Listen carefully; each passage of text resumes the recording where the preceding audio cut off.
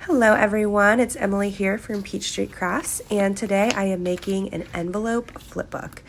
I'm using just original craft colored envelopes. If you're like me and you're an avid crafter, you probably have 1,000 of these somewhere in your craft room, or if you don't have the craft colored ones, you probably have black ones or white ones somewhere hiding away. And I am using them today because, well, number one, I have 1,000, and then number two, this is actually going in flat mail.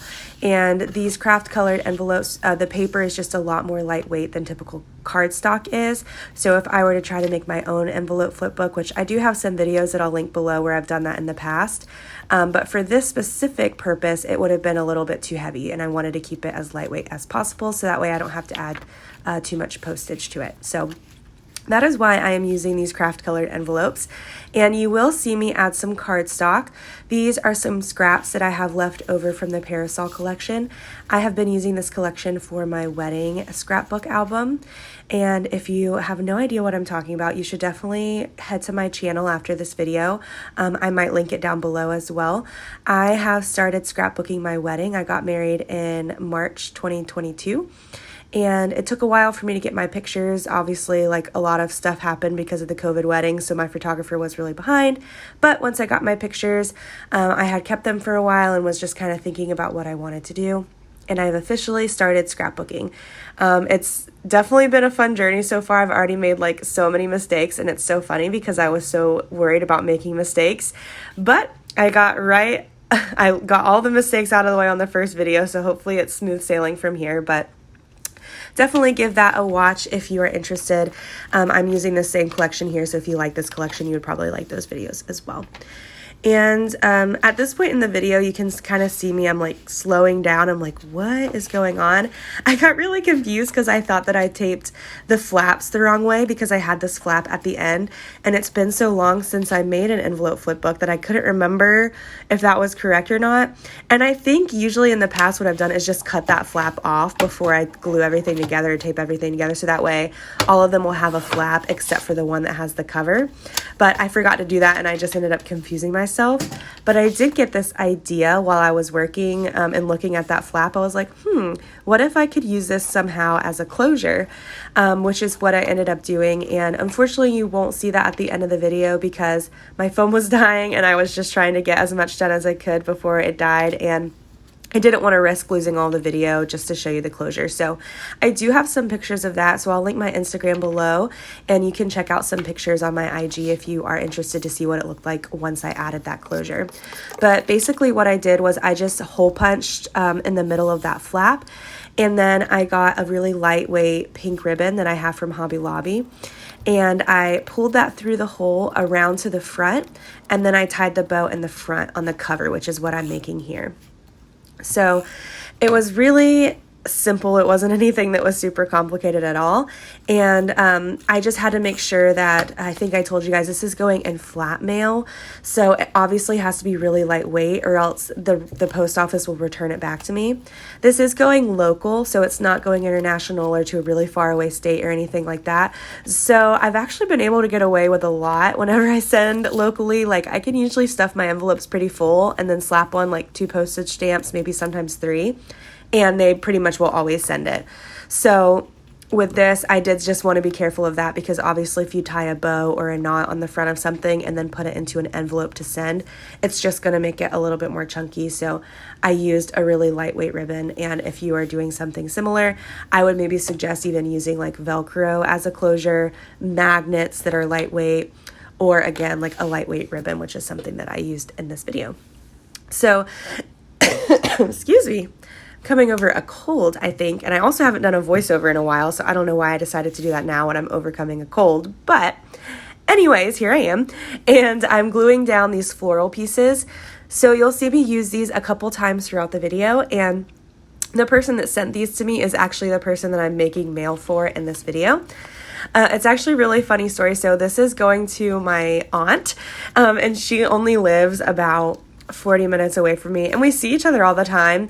She's just a really big crafter as well, and she follows my Instagram, and she will probably watch this YouTube video, which is cool. And so she reached out and she was like, I want to be your pen pal. And I was like, okay, that'd be like the easiest pen pal ever, because it's so cost effective to send locally. Like, I really don't have to use very many stamps at all. So we've been swapping some mail back and forth, and she sent me some of these little leaves and flowers that are like almost like paper mache.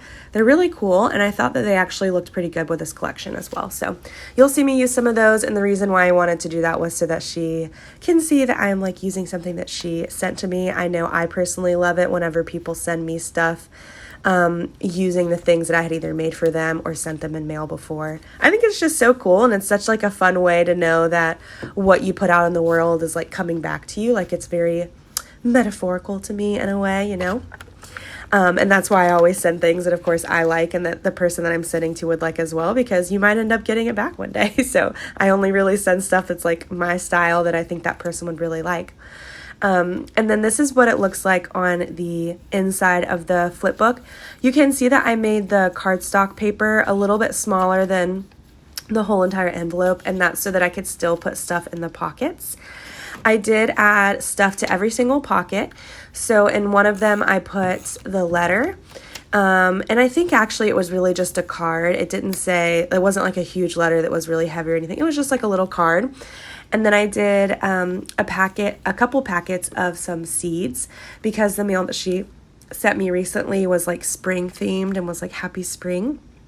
So I'm doing the same thing, and I thought seeds would be the perfect thing to include. I also know that she likes to garden, so that helps. And then in the last envelope pocket, I put I'm trying to remember. It's been a while since I sent this. I think it was a tag that like had a pocket. So in the Parasol collection, there's like some different types of stationery, and they included some like pockets and tags and things like that. So it was either a pocket or a tag, something like that. And it was a spring playlist with some of my favorite songs that I thought she might like too. I feel like I have a playlist for every season. And my summer playlist is about to be on repeat because it's officially summer now. It's been some time since I made this, obviously.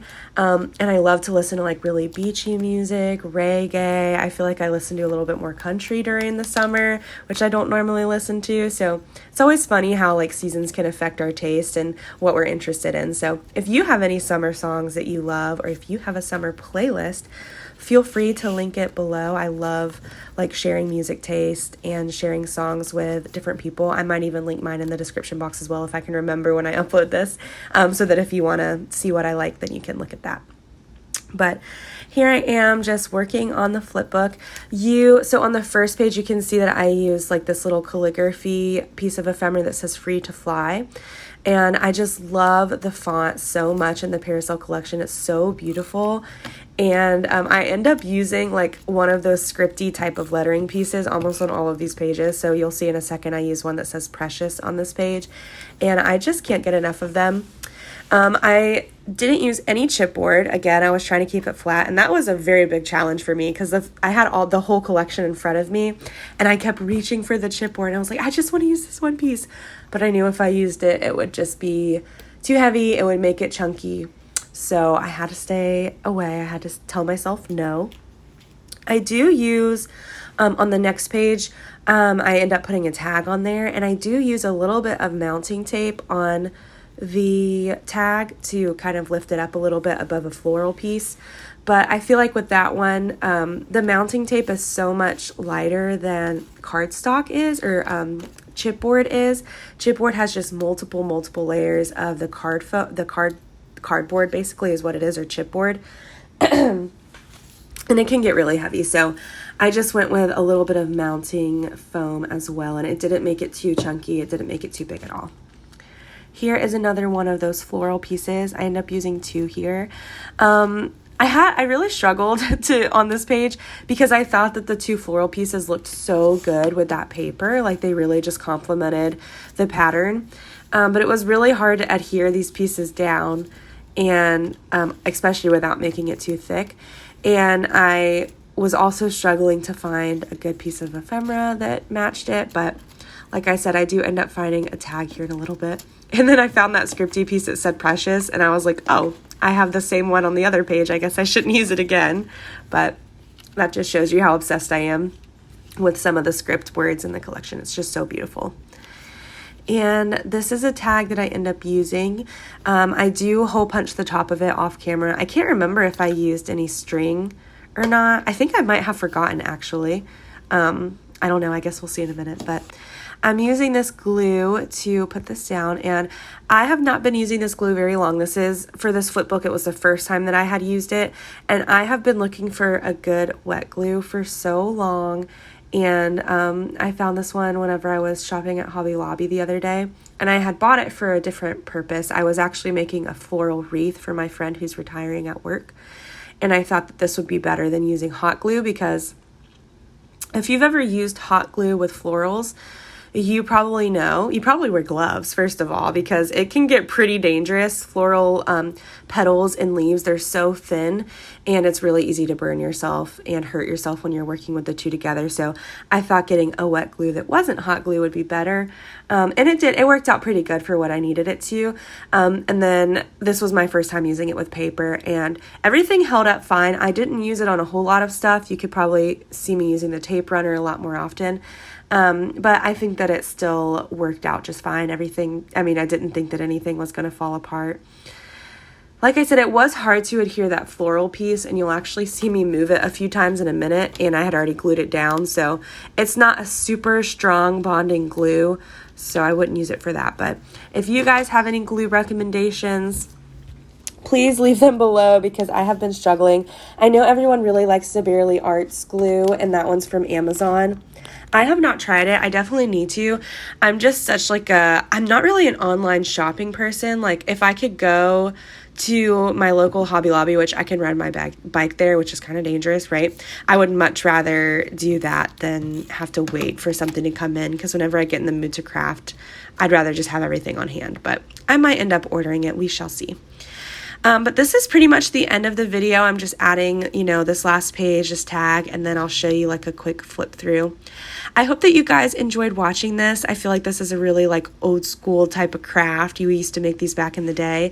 And it was really fun going back to what originally drew me to crafting, like the simplicity of it all, and getting back to that. But I hope that you guys enjoyed. Definitely take a look at my Instagram if you want to see some pictures. Leave some comments below. Let me know what you think. And I will see you guys in my next video. Bye.